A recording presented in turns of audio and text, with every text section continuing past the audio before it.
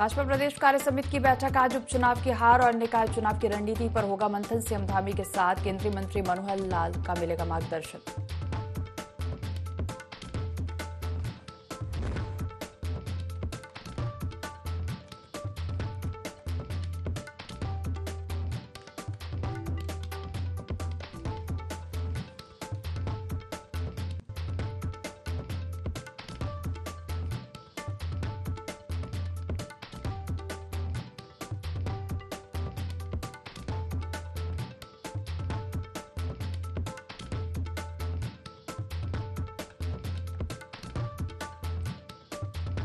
उत्तराखंड में आज के लिए तेज बारिश का अलर्ट। सभी 13 जिलों में बारिश की संभावना। प्रदेश में अभी भी 129 सड़कें बंद।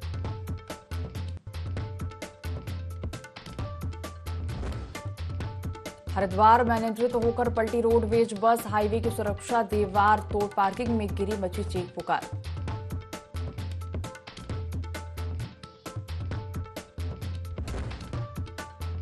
टिहरी के डोबरा चाटी पुल से महिला ने नदी में लगाई छलांग। घटना का सीसीटीवी आया सामने। एसडीआरएफ ने बरामद किया शव।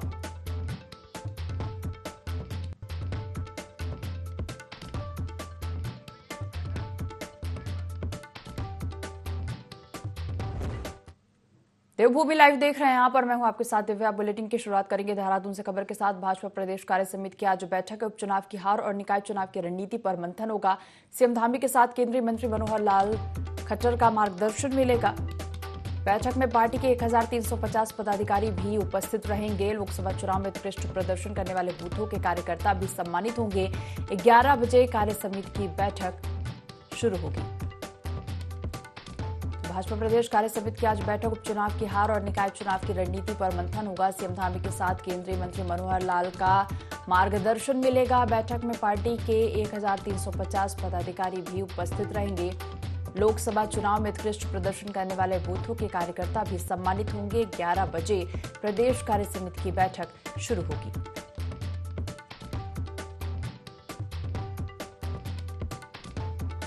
भाजपा प्रदेश कार्य समिति की आज बैठक है। उपचुनाव की हार और निकाय चुनाव की रणनीति पर मंथन होगा। सीएम धामी के साथ केंद्रीय मंत्री मनोहर लाल खट्टर का मार्गदर्शन मिलेगा।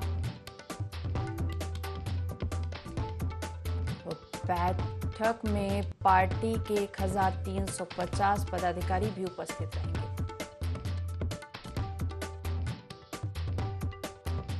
चलिए इसी पर ज्यादा जानकारी लेंगे। सहयोगी विनय सूद हमारे साथ लाइव जुड़ गया है। विनय, कुछ ही देर में प्रदेश कार्य समिति की बैठक होने वाली है। उपचुनाव की हार और निकाय चुनाव की रणनीति पर मंथन इस बैठक में किया जाएगा। जी दीपिका, बिल्कुल। देखिए, आपको बता दें कि बैठक है वो काफी अहम जो है इस दौरान आज मानी जा रही है, क्योंकि जिस तरह से यहाँ पर केंद्रीय कैबिनेट मंत्री मनोहर लाल खट्टर जो है वो भी इस बैठक में पहुंचे हैं। साथ ही साथ प्रदेश प्रभारी दुष्यंत गौतम और मुख्यमंत्री पुष्कर सिंह धामी भी जो है इस बैठक में मौजूद हैं। और इसमें आगामी जो चुनाव है उसको लेकर के यहाँ पर मंथन किया जाएगा कि किस तरीके से जो है कार्य किया जाना है। ऐसे में देखा जा सकता है कि जिस तरह से उत्तराखंड की 5 लोकसभा सीटों में यहाँ पर जो बीजेपी के प्रत्याशी थे, सांसद जो थे, वो यहाँ पर जीत उन्होंने दर्ज की है। ऐसे में अब आगामी किस तरीके से जो है यहाँ पर कार्य करना है, क्या कुछ रणनीति इस दौरान जो है तय की जानी है, तमाम चीजों को ध्यान में रखते हुए जो है आज यहाँ पर जो है ये बड़ी बैठक आयोजित हो रही है। आप देख सकते हैं, सब तो हम खुद यहाँ पर लोकेशन पे मौजूद हैं। यहाँ पर जो तमाम कार्यकर्ता हैं, पदाधिकारी हैं, वो इस बैठक में जो है शामिल होने के लिए पहुंच रहे हैं। बड़ी संख्या में जो यहाँ पर पदाधिकारी हैं, कार्यकर्ता हैं, वो लगातार सुबह से ही आज इस बैठक में शामिल होने के लिए पहुंचे हैं। तो ऐसे में अब देखा जा सकता है कि जिस तरह से ये अहम बैठक आज होने जा रही है, इसको काफी महत्वपूर्ण जो है यहाँ पर माना जा रहा है। और आगामी जिस तरीके से जो चुनाव होने हैं उत्तराखंड में, यहाँ पर नगर निकाय की अगर बात करें, उसको लेकर के भी जो है इन सभी चीजों को ध्यान में रखते हुए सब मंथन किया जाएगा। जी विनय, तो काफी महत्वपूर्ण यह बैठक मानी जा रही है। आगामी चुनाव की रणनीति इस बैठक में बनाई जाएगी। वही अगर रणनीतियों के अलावा अगर बात की जाए तो किस प्रकार की जिम्मेदारियां इस बैठक में दी जा सकती हैं?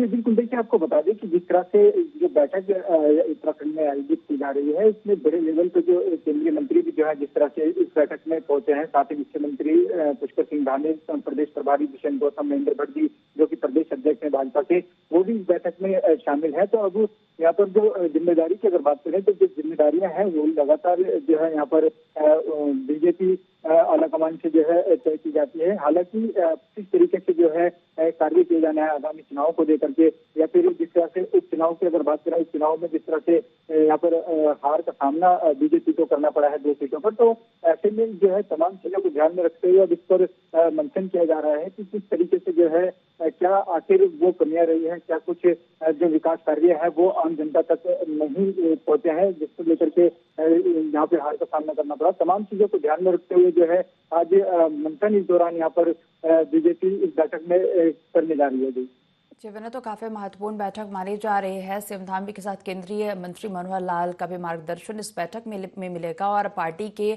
पदाधिकारी इस पर उपस्थित रहेंगे। फिलहाल जुड़ने के लिए और तमाम जानकारी साझा करने के लिए आपका धन्यवाद। तो राज्य की 2 सीटों पर हुए उपचुनाव के बाद कांग्रेस काफी उत्साहित नजर आ रही है। कांग्रेस प्रदेश प्रवक्ता शेषपाल बिष्ट का कहना है कि भाजपा को बहुमत का नशा चढ़ा हुआ है और भाजपा पूरी तरह से अहंकार में डूबी हुई है। अगर बीजेपी इन दोनों ही सीटों पर हुई उपचुनाव से सबक नहीं लेती है तो आने वाले समय में भाजपा को बड़ी हार के लिए तैयार रहना होगा। बीजेपी कुशासन की चाल चल रही है। भाजपा के राज्य में युवाओं को रोजगार नहीं मिला, महिलाओं को सुरक्षा नहीं मिला और पहाड़ से पलायन नहीं रुके। प्रदेश अध्यक्ष कह रहे हैं कि हार जीत से उन्हें कोई फर्क नहीं पड़ता, तो हम तो पहले से ही कह रहे हैं कि भाजपा के सिर प्रचंड बहुमत का नशा चढ़ा हुआ है, अहंकार में भाजपा डूबी भी है और उसी अहंकार के कारण जनता ने उनको सबक सिखाने का काम किया उपचुनाव में, और उसके बाद भी अगर उनका अहंकार दूर नहीं हो रहा है तो भविष्य में बड़ी हार के लिए उनको तैयार रहना चाहिए। मंगलौर और बद्रीनाथ की जनता ने साफ साफ संदेश दिया है कि भाजपा जो जन विरोधी नीति पर चल रही है, बेरोजगारों को रोजगार नहीं दे रही है, उत्तराखंड से पलायन को नहीं रोक पा रही है, प्रदेश में विकास नहीं कर पा रही है, बेटियों को सुरक्षा नहीं दे पा रही है, अगर जनता के मुद्दों पर ध्यान नहीं देंगे तो भविष्य में भाजपा का थोड़ा भी साफ होगा। लोकसभा चुनाव में 5 सीट पर मिली हार के बाद अब कांग्रेस के पर्यवेक्षक पीएल पुनिया 18 जुलाई को उत्तराखंड दौरे पर आ रहे हैं।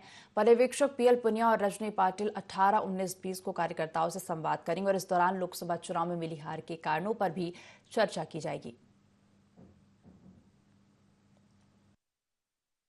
लोकसभा चुनाव में जिन राज्यों में कांग्रेस पार्टी का प्रदर्शन अपेक्षा के अनुरूप नहीं रहा, वहां केंद्रीय नेतृत्व ने पर्यवेक्षक तय किए हैं और वो उन राज्यों में जाएंगे और हार की समीक्षा करेंगे। उत्तराखंड में भी पाटिल मैडम को पर्यवेक्षक बनाया गया है। दोनों 18 तारीख को देहरादून आ रहे हैं और देहरादून में आकर के 18, 19 और 20 तारीख को वो कार्यकर्ताओं से मिलेंगे, पार्टी के सभी उन विधायकों से, पूर्व विधायकों से, पार्टी प्रत्याशियों से। जो भी सुझाव पार्टी के लोगों का आएगा उस पर चिंतन मंथन किया जाएगा और भविष्य में जो भी पार्टी संगठन की मजबूती के लिए कदम उठाने होंगे कांग्रेस पार्टी उठाएगी।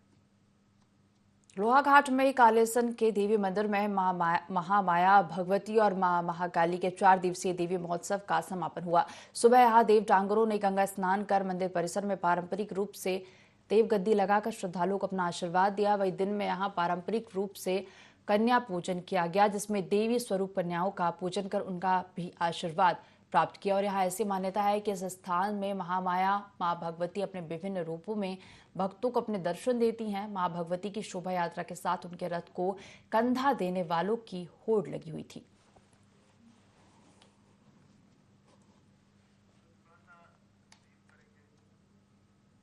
तो लोहाघाट के कालेसन के देवी मंदिर में मां महामाया भगवती और मां महाकाली के 4 दिवसीय देवी महोत्सव का समापन हुआ और सुबह यहां देव डांगरों ने गंगा स्नान कर मंदिर परिसर में पारंपरिक रूप से देवगद्दी लगाकर श्रद्धालुओं को अपना आशीर्वाद दिया।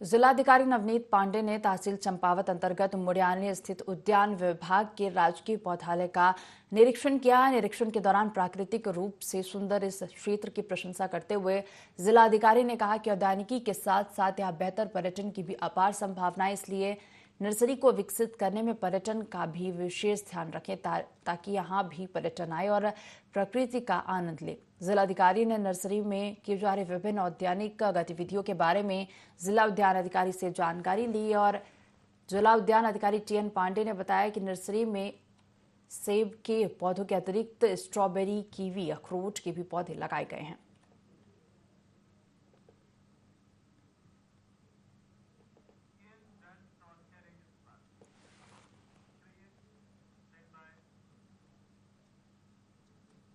मुख्यमंत्री पुष्कर सिंह धामी ने मुख्यमंत्री आवास स्थित मुख्य सेवक सदन में विभिन्न क्षेत्रों से आए लोगों की समस्याओं को सुना। मुख्यमंत्री ने अधिकांश समस्याओं का मौके पर ही निस्तारण किया और कुछ समस्याओं के समाधान के लिए अधिकारियों को निर्देश दिए। मुख्यमंत्री ने कहा कि जन समस्याओं का त्वरित समाधान करना सरकार की प्राथमिकता है और सभी की समस्याओं का यथासंभव समाधान किया जाएगा।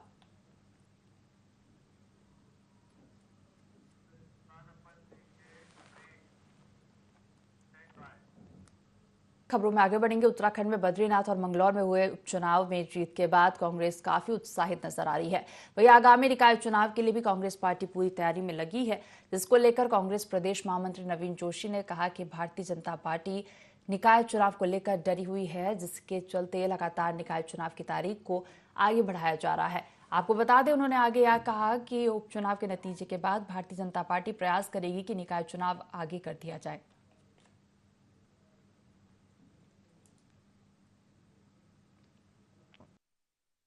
भारतीय जनता पार्टी के मंत्री झूठ बोलते रहे कि हम समय पे चुनाव करेंगे।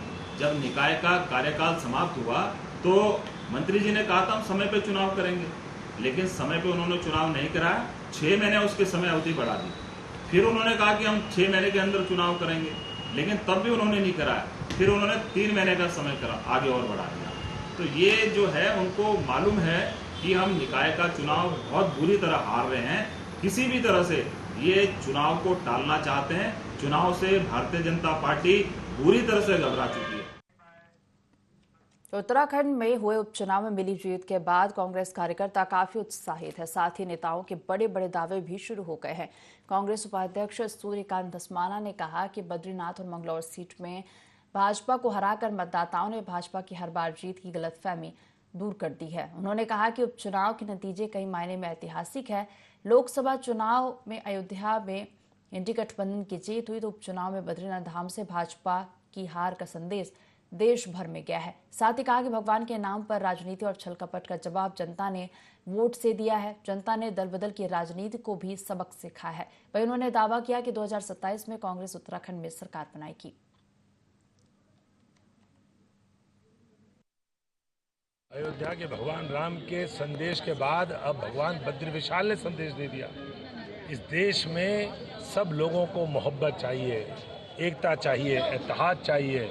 पिराने कलियर के चरणों में मंगलौर ने संदेश दिया है और हमारे भगवान बद्री विशाल ने भी इस समय संदेश दिया है। उत्तराखंड में जो जीत का परचम कांग्रेस का लहराया है, इसका सिलसिला शुरू हो गया है। जनता के आशीर्वाद से आने वाले स्थानीय निकाय के चुनाव में भी हम जीतेंगे और आने वाले विधानसभा के 2027 के चुनाव में जनता के आशीर्वाद से उत्तराखंड में कांग्रेस की सरकार बनेगी।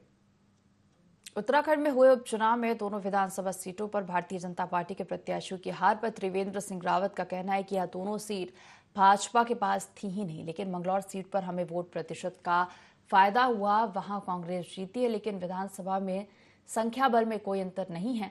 मतदान में कोई अप्रिय घटना नहीं होनी चाहिए। वही आपदा को लेकर हरीश रावत की सरकार पर हमलावर होने पर त्रिवेंद्र रावत ने कहा कि अब हरीश रावत क्या हमलावर होंगे, उनकी उम्र हो गई है। सीट का नुकसान हुआ है तो बसपा को हुआ है, बहुजन समाज पार्टी को हुआ है।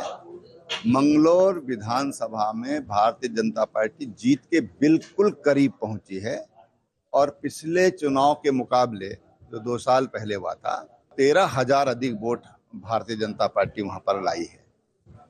और बद्रीनाथ तो पहले से ही कांग्रेस की सीट थी, वहां से कांग्रेस जीती है।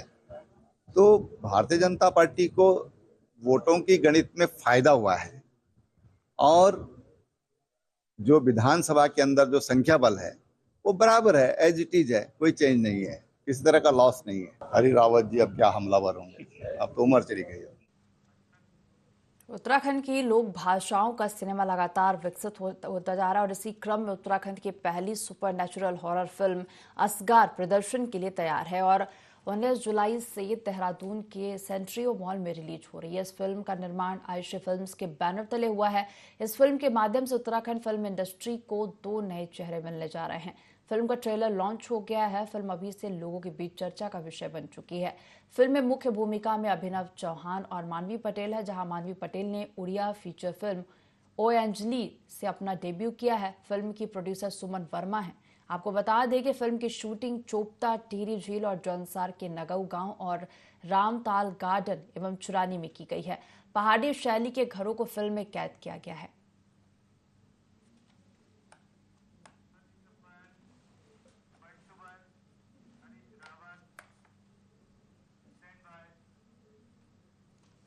उत्तराखंड के बद्रीनाथ और मंगलौर विधानसभा सीट पर हुए उपचुनाव में कांग्रेस प्रत्याशियों ने प्रचंड बहुमत के साथ जीत हासिल की, जिसको लेकर पूर्व मुख्यमंत्री हरीश रावत से खास बातचीत की संवाददाता विनय सूद ने। हमारे साथ हैं कांग्रेस के पूर्व मुख्यमंत्री हरीश रावत जी, इनसे बात करेंगे। सर, सबसे पहले तो आपका बहुत बहुत स्वागत है IND 24 में, जिस तरह से आपने जो है IND को अपना कीमती समय दिया है। सर, आपसे जानना चाहेंगे, अभी जिस तरह से उत्तराखंड की 2 विधानसभा सीटों पर उपचुनाव हुए हैं और दोनों में ही प्रचंड बहुमत के साथ कांग्रेस के प्रत्याशियों ने जीत दर्ज की है, किस तरीके से सर इसको देखते हैं? देखिए, हर जीवन के हर क्षेत्र में जीत हमेशा बड़ी मीठी होती है, बड़ी शुभ होती है, और राजनीति में भी। और फिर हम तो बहुत लंबे समय से हार गए थे, तो ये जो जीत है ये हमारे लिए बहुत महत्वपूर्ण है। और मंगलौर की जनता और श्री बद्रीनाथ की जनता का मैं किन शब्दों में आभार व्यक्त करूं, मेरे पास शब्द नहीं है। मैं बहुत दोनों जगहों की जनता का बहुत कृतज्ञ हूं, और कांग्रेस के कार्यकर्ताओं जिन्होंने बड़े अथक मेहनत की, उन सबको मैं बहुत शाबाशी देना चाहता हूं। सर, भाजपा की अगर बात करें तो भाजपा अब हार को लेकर के जो है यहाँ पर समीक्षा करने वाली है, इसको किस तरीके से देखते हैं? वो उनका कहना है कि जो हार के कारण रहे हैं उस पर समीक्षा की जाएगी। राजनीतिक दल हमेशा हार की भी समीक्षा करते हैं, और जीते किन कारणों से जीत संभव हुई उसकी भी समीक्षा की जाती है। बल्कि हम किन कारणों से, कौन सी ऐसी नए फैक्टर आए जिनके कारण हम जीते, हम भी उसकी विवेचना कर रहे हैं।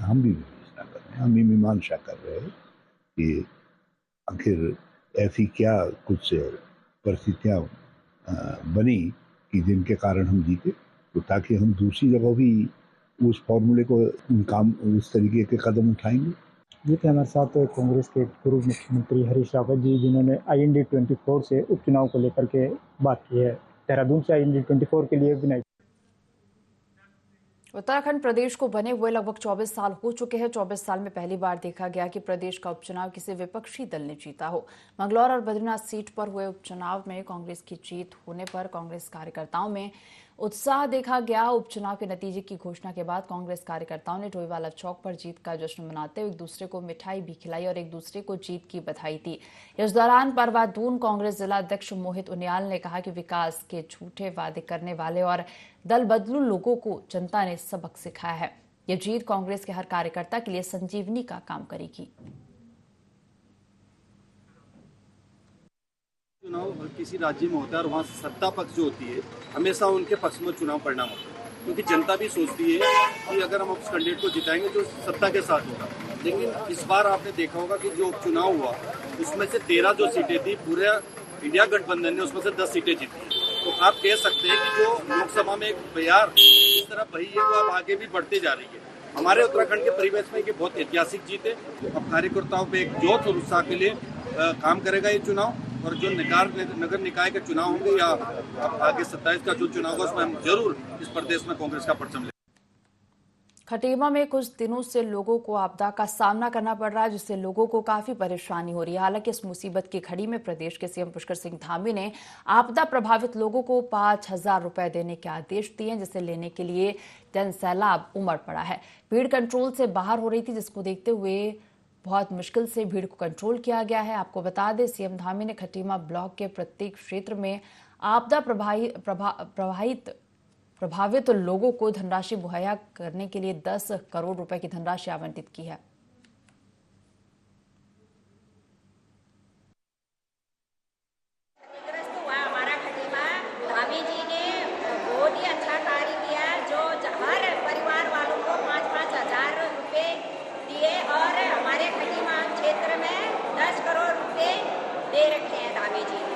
खटीमा में बाढ़ आई थी, उसके पश्चात जो मुख्यमंत्री जी ने यहाँ पर जो 10 करोड़ की धनराशि जो यहाँ पर जारी की है, तत्काल जो राहत दिया, मैं इसके लिए मुख्यमंत्री जी का जनता की तरफ से धन्यवाद करना चाहूँगा कि माननीय मुख्यमंत्री जी ने कहा है कि यहाँ पर 110 करोड़ रुपए तुरंत जारी कर दिए हैं और उन्होंने कहा है कि कोई भी यहाँ पर आदमी भूखा नहीं सोना चाहिए और जिसके घर में पानी गया है सबको मिलेगा। जिसके घर में भी पानी गया है, आज ना मिले 2 दिन बाद मिलेगा, मगर मिलेगा सबको जिसके घर में नुकसान हुआ है या पानी गया है। 4 धामों में सर्वश्रेष्ठ धाम और भू बैकुंठ नगरी के रूप में प्रसिद्ध श्री बद्रीनाथ के नायब रावल अमरनाथ नंबूदरी धाम के मुख्य पुजारी नियुक्त हो गए हैं, जिसके बाद सभी तरह के परंपराओं और धार्मिक अनुष्ठानों के निर्वहन के बाद नए मुख्य पुजारी रावल ने बद्रीनाथ धाम की पूजा अर्चना का कार्य और पदभार संभाला।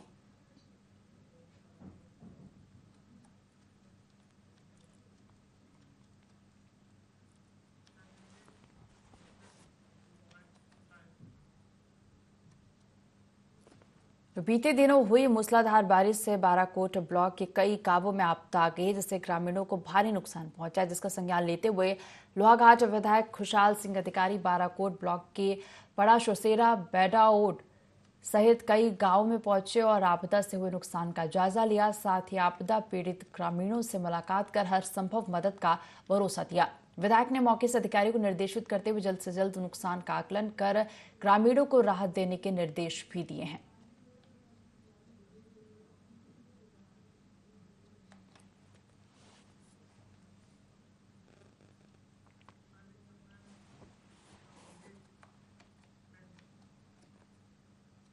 बद्रीनाथ और मंगलौर विधानसभा सीट पर कांग्रेस ने बड़ी जीत दर्ज की, जिसके बाद बीजेपी दोनों इस सीटों पर हार के कारणों की समीक्षा करेगी।